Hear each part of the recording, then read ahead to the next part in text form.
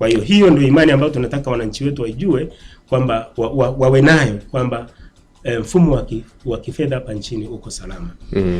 Yusufu, muda unakimbia na mazuri mengi ambayo inabidi tuyapate, baadhi yake tumeshayasikia. Na tunazo dakika 8 tu zimesalia. Nadhani sasa kwa kudokoa kidogo, baada ya kumsikiliza hapo kiongozi tayari amezungumza kwa urefu wake na mapana yake, turudi kwa afisa mwandamizi. Na adokoe kidogo, haki dakika tulizo nazo kidogo zinakimbia.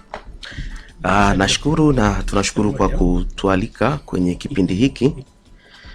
Kama alivyosema meneja wa fedha na uhasibu, nataka nigusie machache kama alivyosema. La kwanza, umuhimu wa bodi ya bima ya amana kwa wananchi na kwa taifa kwa ujumla. Kwanza, inaleta confidence kwa wananchi. Unaweka fedha zako benki, unakuwa na uhakika kwamba zipo salama. Cha pili, pia inapunguza paniki kwamba ikitokea hata benki imefungwa ujue kabisa fedha zako zipo salama kwa sababu DIB ipo. Lakini kama alivyosema manager, inaondoa bank run. Bank run ni kwamba mtu anaweza akawaza sasa hii benki na hata benki nyingine inaweza kaangua nikatoe fedha zangu. Benki ni taasisi nyeti kwa sababu inamkutanisha yule anayetaka kukopa na yule anayeweka akiba zake. Tunasema inafanya intermediation. Kwa ina maana ukikopa unaweza kufanya shughuli za kijamii, nchi yetu inakuwa na uchumi unakuwa. Kwa hiyo tunahitaji kwamba benki ziwepo kwenye uchumi wetu kwa sababu zinatusaidia kwenye mambo mengi, mambo ya monetary policy na vitu vingine. Lakini pia zinasaidia DIB inaleta utulivu wa sekta ya fedha. Kingine, uchangiaji wa mabenki kwenye bodi ya bima ya amana ni wa lazima. Benki yote ambayo imepewa leseni na Benki Kuu ya Tanzania ina wajibu wa kuchangia kwenye mfuko wa bima ya amana.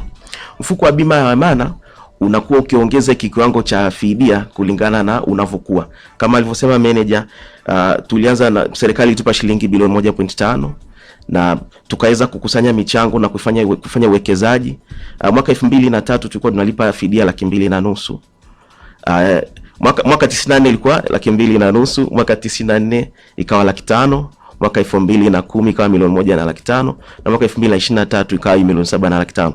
Mfuko unavyokuwa tunapeleka proposal yetu kwenye Wizara ya Fedha inayotusimamia, inaenda bungeni, rais anapitisha, ikio kiwango kinapanda. Kwa hata sasa hivi tunavyoendelea kufanya uwekezaji, mfuko unakuwa, kiwango kitaendelea kuongezeka. Sawa. Ya kingine ni kwamba tofauti ya bima ya amana na bima zingine, bima ya amana kama mlivyoiona inaleta utulivu wa sekta ya fedha kwa wananchi. Na wewe mwananchi ukiwa tayari tu ni mteja wa benki, tayari ni mwanachama wetu, una haja ya kujiunga. Tofauti na bima zingine ni kwamba wewe unalipia ili upate na fidia pale utakaopata janga, lakini ni kwamba benki yako inakulipia. Umeona Kwa hiyo haina haja ya kujisajili. Tayari wewe unapokuwa tu mwanachama wa benki tayari ni wanachama wetu. Kwa wanachama wote ambao wananchi wote ambao wamefungua akaunti benki ni wanachama wetu. Kwa haraka nishigusie ufilisi.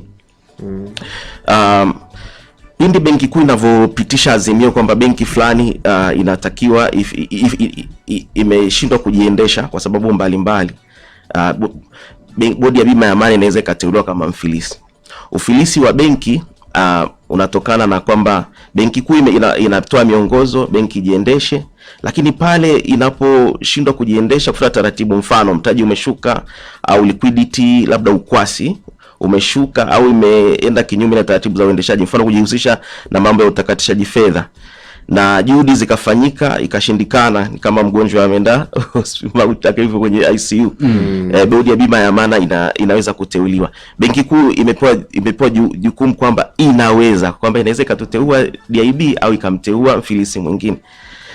Lakini kwa ufilisi ambazo zimetokea, ambazo zipo takribani 9, bodi ya bima ya amana imeteuliwa zote. Kuna benki 9 ambazo tunaendelea kuzifilisi. DIB zote iliteuliwa kama mfilisi. Benki hiyo ni Greenland na Delphis.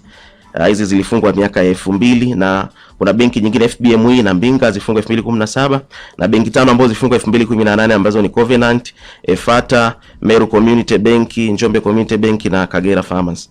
Kwenye ufilisi, kazi za ufilisi ni kukusanya mali kwa ajili ya kulipa wadai. Hiyo ndio jukumu kubwa.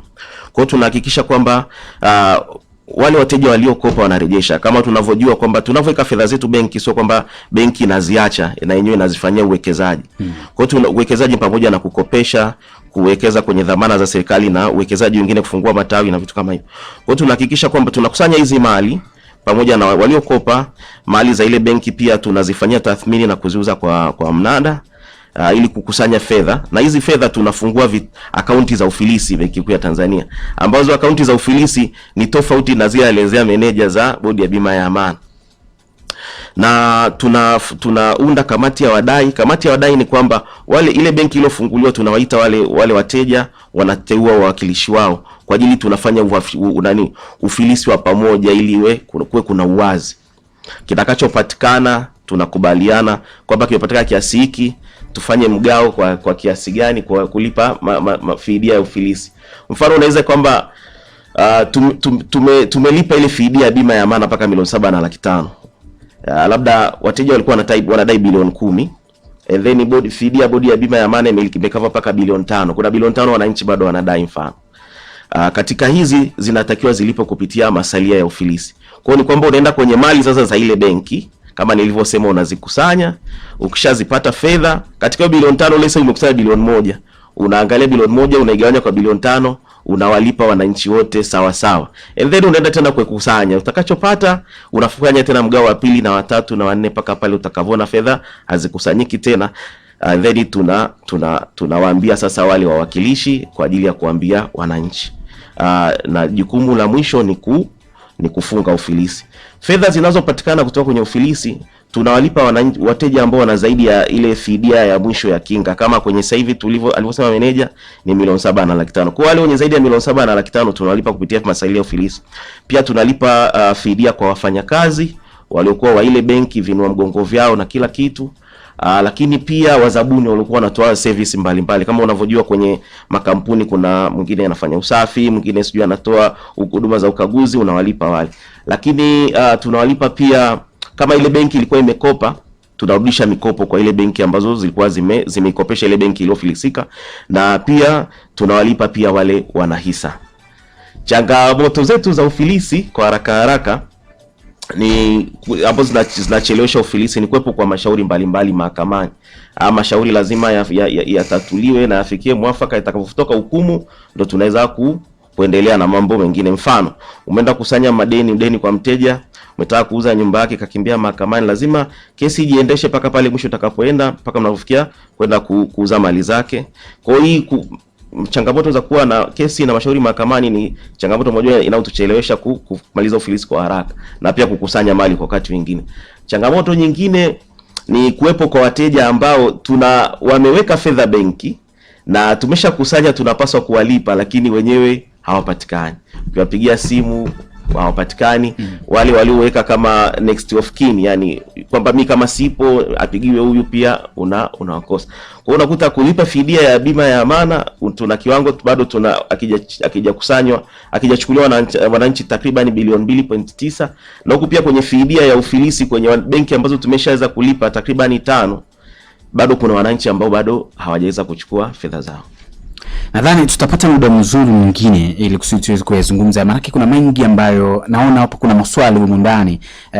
Kwa mfano kama kuwapigia watu ambao wameweka pesa zao alafu hawapokei simu na pengine mawasiliano mengine hayapo, hiyo pesa inakueje, inabaki na henya pale ama inachukuliwa na nani? Lakini pia sisi tunaweka pesa benki, pengine nikigundua kwamba benki imetoa kwenye akaunti yangu kiasi fulani cha pesa pasipo ridhaa yangu, naweza nyinyi bodi ya bima ya amana mnaweza mkanisaidia nini, ama nikaleta mashtaka yangu kwenu, ama inakuwaje? Unajua kuna mengi haya ambayo pengine sisi watumiaji wa benki hatuyafahamu. Sisi tunajua kwenda kuweka na kutoa, kuweka na kutoa. Kwa hiyo na kuna kiwango inawezekana mtu akawa anahisi kinakatwa kwenye akaunti yake, akasema mbona nimesikia Dodoma FM leo kuna bodi ya bima ya amana, inawezekana ndio huko anapeleka hiyo hela. Nadhani tutapata muda mzuri tuje tuzungumza haya, kwa sababu leo muda kidogo umekuwa si rafiki kwetu, lakini tukipata muda mwingine tuyaeleza haya kwa uzuri zaidi. Kwa dakika moja tu meneja, kama kuna chochote, alafu afisa pia utazungumza kwa dakika moja tu. Asante sana. kwa ufupi labda tuondoke, mteja aondoke na nini, au msikilizaji wetu aondoke tu na kujua walau kwa ufupi majukumu ya bodi ya bima ya amana, ya kwamba inakusanya michango ya wanachama, inawekeza kwenye dhamana za serikali kwa mujibu wa sheria, inalipa fidia endapo benki yake ikifilisika, inafilisi benki endapo ikiteuliwa na benki kuu. Lakini sasa hivi kama alivyodokeza afisa mwandamizi kwamba tumepewa pia jukumu la kupunguza hasara, loss minimizer. Hili ni jukumu jipya kwa bodi ya bima ya amana, ambapo tutaanza sasa kushirikishwa moja kwa moja kuanzia mwanzo, wakati benki inaanza kuonyesha matatizo, imeanza kuwa na mafua kabla haijafika ICU. Kama alivyosema, tutashirikishwa mapema kwa ajili ya kuona namna nyingine bora zaidi ya gharama ya chini ambayo inaweza ikatumika kuondoa hilo tatizo la hiyo benki kuingia kwenye mdororo labda wa kifedha au matatizo ya kifedha, ili kusaidia ikiwezekana hiyo benki irudi kwenye huduma, isitoke sokoni kwa maana ya kufilisiwa. Kwa hiyo hilo ni jukumu jipya ambalo bodi ya bima ya amana imekabidhiwa karibuni, na tunaendelea kulifanyia kazi. Kiufupi, wajue tu fedha zao ziko salama, waendelee kutumia huduma za kibenki. Bodi ya bima ya amana tunakinga amana yao. Afisa mwandamizi, karibu sana kwa dakika moja. Asante sana. Tunatoa wito kwa wananchi, kwa wale ambao hawajachukua fidia ya bima ya amana, kwa benki 6 wafike benki ya taifa ya biashara, TCB Bank, Tanzania Commercial Bank, kwa ajili ya kuchukua fedha zao. Na tunatoa wito kwa wateja ambao walikopa kwenye hizi benki zilizofilisika kulipa marejesho yao, mikopo yao kwa wakati, ili tuweze kuwarejeshea wananchi wengine walioka fedha zao kwa wakati. Lakini kingine pia kama alivyosema manager kwamba kuna levels za bodi ya bima ya amana. Level mojawapo inaitwa paybox. Ni neno la kitaalamu, lakini tutakuwa tujue kwamba jukumu la paybox ni kwamba kazi yake benki ikifungwa, wewe ni kuwarejeshea tu wananchi fedha zao. Lakini pia kuna paybox plus. Paybox plus ni kwamba unawarejeshea wananchi fedha zao, lakini unakuwa una role wanasema, au majukumu la ziada, mfano labda kutoa financial support. Benki ina changamoto, unaweza ukaikopesha, ukatoa management, ukaweka uongozi mwingine, ikaendelea. Lakini tumefika sasa sisi sasa hivi DIB tupo level ya 3, loss minimizer, tunapunguza hasara. Ambapo tulikuwa tunaifuatilia kukompa serikali kwa muda mrefu. Kwenye kupunguza hasara, ni mfano kama benki ina changamoto ya mtaji, unaweza ukaikopesha kama nilivyosema. Unaweza pia kama ina changamoto ya liquidity, yani ukwasi, kwamba unaenda kutoa hela unaambiwa njoo baada ya wiki 2, ukaikopesha. And then benki ikaendelea na hata mkongozi ukabadilika, and then baadaye ikaanza kukulipa taratibu. Ambapo level ya 4 inaitwa risk minimizer. Risk minimizer ni kwamba ndo level ya juu kabisa ya hizi deposit insurance, ambapo pengine na sisi tuna strive huko baadaye tutaifikia.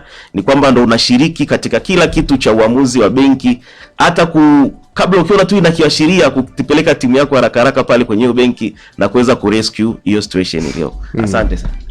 Shukrani sana afisa mwandamizi kutoka bodi ya bima ya amana. Ulikuwa unasikia hapo DIB ni maana yake hiyo bodi ya bima amana, lakini pia tulikuwa tuna meneja fedha na uhasibu bwana Romuli Mtui. Leo tumezungumza kuhusiana haya maswala. Tukipata muda mwingine basi tutakuja kuzungumza kwa kina zaidi. Usije ukafikiria kwamba fedha yako pale benki ilipo haipo salama. Wakiwa na maswali labda wananchi. Okay, kwenye namba ya simu. Hapana, kuna wale wanaweza wakafika. Ofisi zetu ziko Benki Kuu ya Tanzania kwa Dar es Salaam ghorofa ya 11 Mnara Kaskazini, na hapa Dodoma tuko floor ya kwanza katika ofisi za Benki Kuu ya Tanzania. Wanaweza kufika hapo, lakini pia kuna website na kuna nafikiri namba ya simu pia, wakiingia kwenye ile website kuna email pia ya dibinfo@go.tz ambayo inaweza wakaitumia kwa ajili ya maswali yoyote kama watakuwa nayo. Okay. Yeah. Sawa, shukrani sana msikilizaji pia kwa kuwa nasi leo siku ya Jumanne ya Machi 31, 2026. Endelea kusikiliza Dodoma FM Radio.